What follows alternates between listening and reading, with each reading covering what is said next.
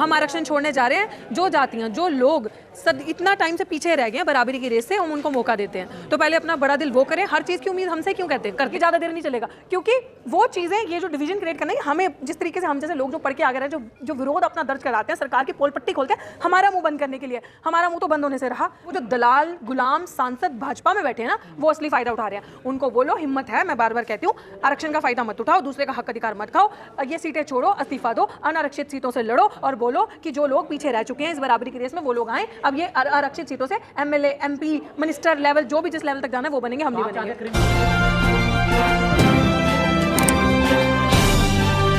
आप देख रहे हैं पब्लिक आवाज टीवी।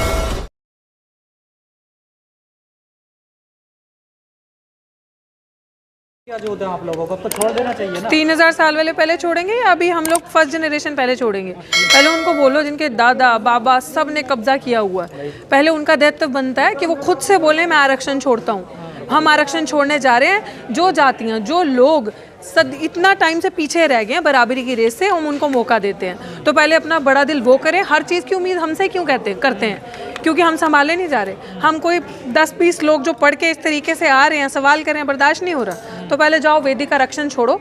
जो तुम्हें मंत्र पढ़ने का, जो धार्मिक ग्रंथ पढ़ने का अधिकार सिर्फ तुम्हें था, स्कूल जाने का, सब चीज़ों पे, चाहे वो प्राकृतिक संसाधन हो, धरती के ऊपर, धरती के नीचे, सबका तुम्हारा अधिकार था।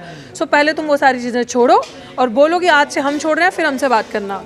कौन सा 3000 साल के आरक्षण की बात कर रहे हैं? अच्छा, तो मैं मतलब अब मुझे तुम लोगों को बार बार ये चीज़ समझानी पड़ेगी। मेरा दादा तो मैंने बार बार बताया कि सीजीआई नहीं था, ना बाप था, ना मैं हूँ, मैं तो वहीं बैठी हूँ। ना ही तो मेरे ख़ानदान में उसी टाइम से इतने बीघे ज़मीनें हैं लोगों के पास, जिनके पास सारे संसाधनों का कब्जा है, जिनको सिर्फ सब चीज़ें पढ़ने का, लिखने का, चाहे वो कोई रिलीजियस चीज़ें होगी, चाहे वो सोशली कोई चीज़ होगी, चाहे वो एजुकेशनली कोई चीज़, जिनका सबसे ज़्यादा कब्जा था, जिसे हम कहते हैं वैदिक आरक्षण, जिसे वेद ग्रंथ ये बताते थे कि पढ़ने का अधिकार सिर्फ इन जातियों का है, बाकी तो सब बस आए हैं टाइम काटने। इन पशु से भी बदतर जिनके साथ हालत होती थी जिनकी।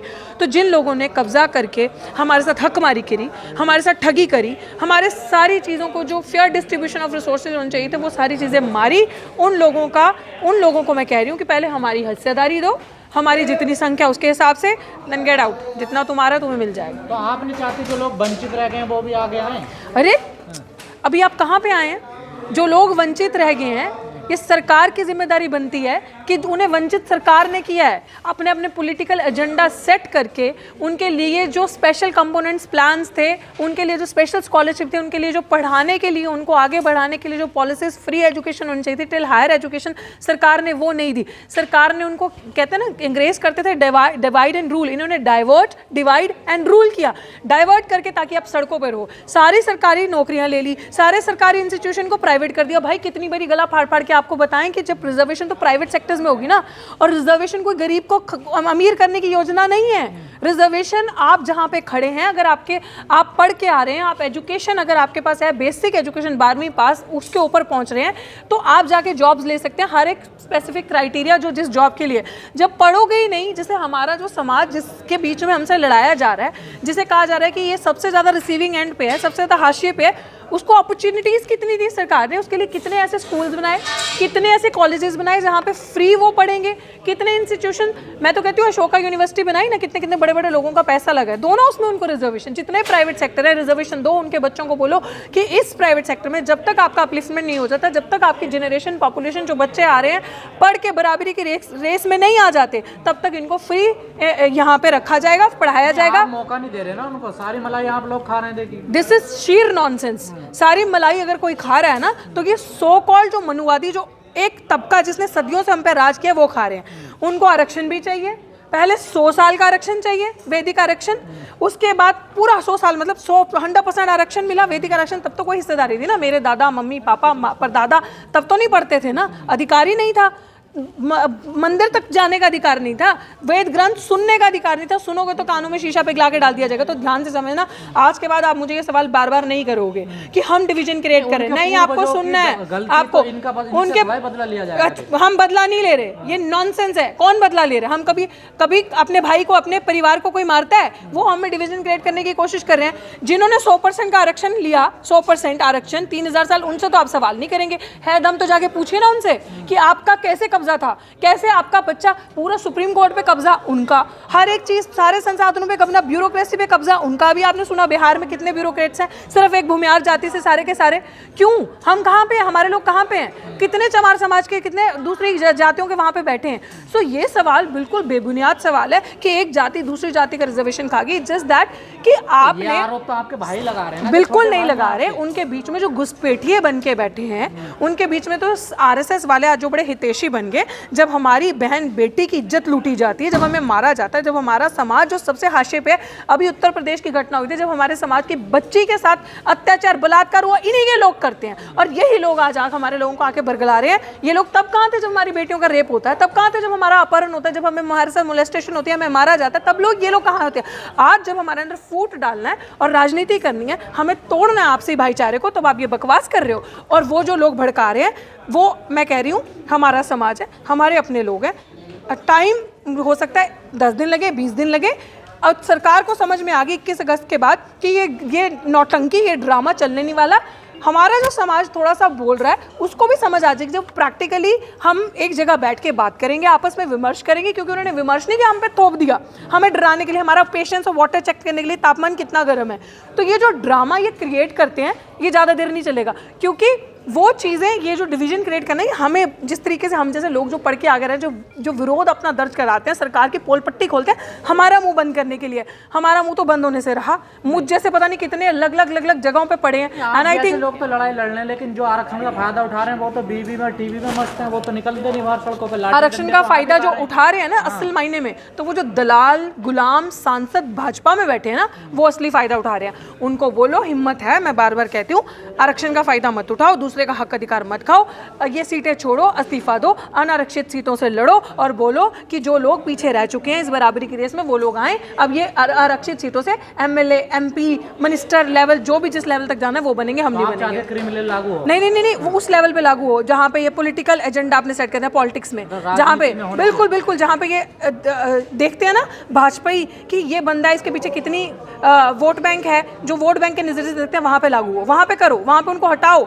उतने तबके को जो बैठ रहा है, फिर देखते हैं उनकी औकात है वापस अनारक्षित सीटों से जीत के आने की, जो भाजपा में चुप होकर बैठे और टेबल थपथपा रहे हैं इस बिल पे, जो बोल नहीं रहे हैं। सो इट इज सिंपली, इसको सिंपल भाषा में समझने की जरूरत है। आपके अंदर जो लड़ाई क्रिएट करनी थी, कितना फायदा हो रहा है ना, दो वर्गों को लड़ा के। वो अब कह रहे हैं कि जो ये तबका है वो हिंदू तबका है, ये इसी ने धर्म की रक्षा करी है। एक बाबा उनका बोल रहा है कि जो उनके गुरु हैं वो ब्राह्मण हैं, इस तरीके से। तो ये पूरा एजेंडा पूरे चल पड़े हैं, ये उस पूरी तैयारी पे हैं कि किस तरीके से इन दो परिवारों को तोड़ा जाए आपस में, जो कि एक है। बाबा साहेब ने एक होमोजीनियस आइडेंटिटी बनाई थी, जैसे आपने अभी सुना कि क्यों बनाया था। दलित को, जितनी छोटी छोटी जातियों को शेड्यूल्स के अंदर एक जाति बना दिया था सब शेड्यूल के अंदर की शेड्यूल कास्ट है, ताकि जब आप लड़ो, जब आपका अधिकारों का हनन हो, जब सुप्रीम कोर्ट आपके खिलाफ, सरकार सुप्रीम कोर्ट के थ्रू इस तरीके के फैसले आपके अगेंस्ट सुनाए, तो आप कलेक्टिवली, जैसे 2 अप्रैल 2018 को आए थे, जैसे 5 मार्च 2019 में रोस्टर के आंदोलन पे आए थे, जैसे एब्जॉर्प्शन के आंदोलन में यूनिवर्सिटी के अंदर आप इकट्ठे हुए थे, तो आप इस तरीके से एक कलेक्टिव आइडेंटिटी बन के इकट्ठे और विरोध दर्ज कराओ। सरकार वो तोड़ना चाहती है, क्योंकि सरकार का ये तो जस्ट एक लेवल है। इसके आगे जो होगा वो आप उसकी आप इमेजिन भी नहीं कर सकते अगर हम जैसे लोग अभी बोले नहीं, समझे भाई। इसीलिए हम जैसे लोगों का बोलना, विरोध दर्ज करवाना जरूरी है। और मेरी रेगुलरली अपने समाज से, दूसरे समाज से बात होती जा रही है, और वो लोग हमारे साथ है, वो लोग नहीं चाहते को तो निशाने पर ले रहे हैं, लेकिन कांग्रेस का भी तो स्टैंड क्लियर नहीं है। Of course I am saying that Congress सबसे ज्यादा पॉलिटिकल एजेंडा सेट करती है, कांग्रेस का कोई स्टैंड नहीं है। मिस्टर गांधी, जिन्होंने संविधान को एक प्रोडक्ट बनाकर बेचा और पॉपुलैरिटी गेन करी, वो सड़कों पर इस चीज के लिए नहीं निकल के आए। दलित आदिवासियों को सबसे ज्यादा देखने की ये जरूरत है कि आपके संविधान, जो आपकी आइडेंटिटी है, जिसने आपको सब कुछ दिया, जिसने आज़ादी के बाद जब वो उसका ढांचा बना, उसके अंदर जो चीज़ें लिखी गई, आज उसकी वजह से ये मीडिया है, आज उसकी वजह से डॉक्टर तू बोल पा रही है, उसको बचाने का जब आपने जिम्मा उठाया, तो किसी ने प्रोडक्ट बना के उसको बेचा, उसकी मार्केटिंग करी, और वो ही जो आज उनको सड़क पे हमसे सबसे पहले होना चाहिए था। इवन जिसको मैं बार बार कहती हूँ, जो ठगबंधन बना था, इस ठगबंधन को, जिसे आप लोग गठबंधन कहते हैं, और जो एक ठगबंधन था जो दलित गरीबों को ठगने आया, उनका वोट लेने आया, इस ठगबंधन को राह दिखानी चाहिए थी, इस ठगबंधन को गाइड करना चाहिए था, इस ठगबंधन को सबसे पहले विरोध दर्ज करवाना चाहिए था सड़कों पे कि भाई सभी दलित, शोषित, वंचित जातियां जिन्होंने हमें वोट देकर ऑपोजिशन का लीडर बनाया, वो सब सड़कों पे आ जाओ, सब लोग, ये आपके हकों का बहुत बड़ा डाका हो रहा है। मिस्टर गांधी को कहना चाहिए था कि भाई मैं तो जंतर मंतर पे सड़क पे बैठ रहा हूं, और मैं जंतर मंतर पे सड़क पे बैठ के बोल रहा हूं सुप्रीम कोर्ट के 7 जजों का